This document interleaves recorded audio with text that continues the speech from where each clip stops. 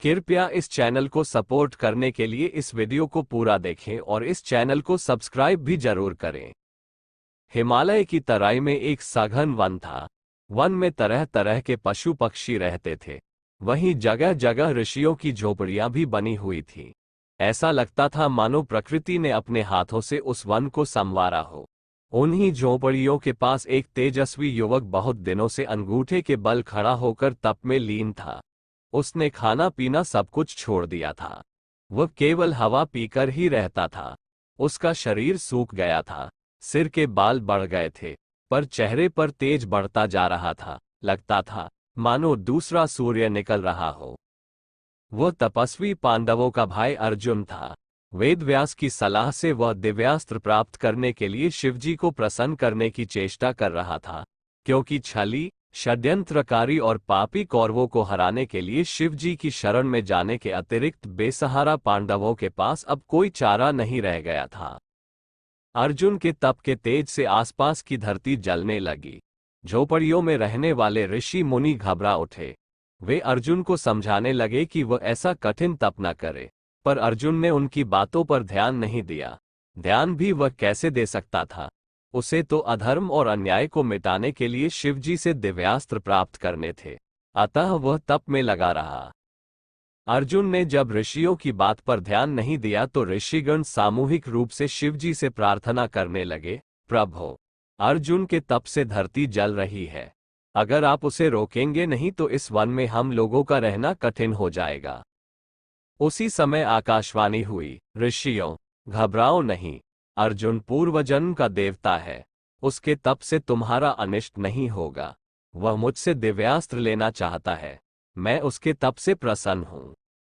यह वाणी स्वयं भगवान आशुतोष की थी। अर्जुन बड़ी श्रद्धा से उनकी आराधना में लगा रहा।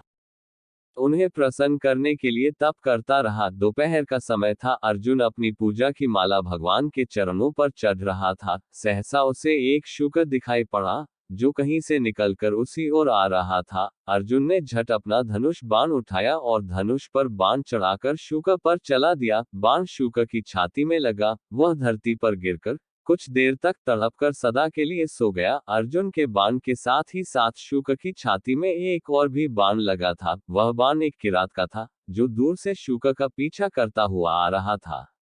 शुकर जब धरती पर गिरा, तब अर्जुन और किरात दोनों शुकर के पास जा पहुंचे। अर्जुन ने कहा, शुकर की मृत्यु उसके बाण से हुई है, पर किरात ने उसकी बात का विरोध किया। उसने कहा, नहीं, शुकर की मृत्यु अर्जुन के बाण से नहीं, उसके बाण से हुई है। शुकर की मृत्यु को लेकर अर्जुन और किरात में विवाद होने लगा। दोनों ही एक दूसरे की वीरता को ललकारने लगे। बातों ही बातों में अर्जुन का क्रोध भड़क उठा। वह किरात पर बाण चलाने लगा।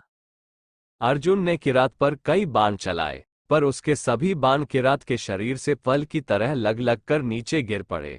वह विस्मित हो उठा, पर साथ ही और भी अधिक क्रुद्ध हो उठा। वह किरात को युद्ध के लिए ललकार कर उस पर बाणों की वर्षा करने लगा। फलत किरात भी युद्ध के लिए तैयार हो गया।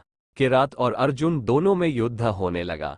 अर्जुन के पास युद्ध की जितनी कलाएं थीं, जितने अस्त्र शस्त्र थे, सबका उसने उपयोग किया, पर किरात का बाल तक बांका नहीं हुआ। ये पहला अवसर था जब अर्जुन के बाण विफल हुए थे। वह आश्चर्य में डूबकर सोचने लगा, ये किरात कौन है? मेरे बाण क्यों विफल हो गए? कहीं किरात के रूप में भगवान शिव तो नहीं है? अर्जुन की आंखें बंद हो गईं। वह हाथ में धनुष बाण लेकर खड़ा था। वह आंखें बंद करके सोचने लगा, अवश्य किरात के रूप में ये शिवजी ही है। मेरे बाण भगवान शंकर को छोड़कर और किसी पर विफल नहीं हो सकते थे। अर्जुन ने आंखें खोलकर देखो, सामने कोई नहीं था। किरात इधर उधर कहीं भी दिखाई नहीं पड़ रहा था। अर्जुन के मुख से अपने आप ही निकल पड़ा, भगवान शंकर, भगवान आशुतोष। सहसा अर्जुन के गले में एक माला आ गई। यह उन्हीं मालाओं में से एक थी। जिन्हें अर्जुन भगवान के चरणों में चढ़ाया करता था। अर्जुन को विश्वास हो गया कि किरात के रूप में भगवान शिव ही उसके शौर्य की परीक्षा ले रहे थे। अर्जुन का मन शक्ति और श्रद्धा से भर गया। वो पुलकित होकर भगवान शंकर की प्रार्थना करने लगा। भगवान आशुतोष प्रसन्न हो उठे। उन्होंने प्रसन्नता भरे स्वर में कहा, अर्जुन, मैं तुम्हारी वीरता की परीक्षा लेकर परम संतुष्ट हुआ हूँ। मैं तुम्हारी इच्छा के अनुसार ही तुम्हें पाशुपतास्त्र दे रहा हूँ। इससे तुम तीनों लोकों को जीत सकोगे। अर्जुन को उद्देश्य पूर्ण हुआ।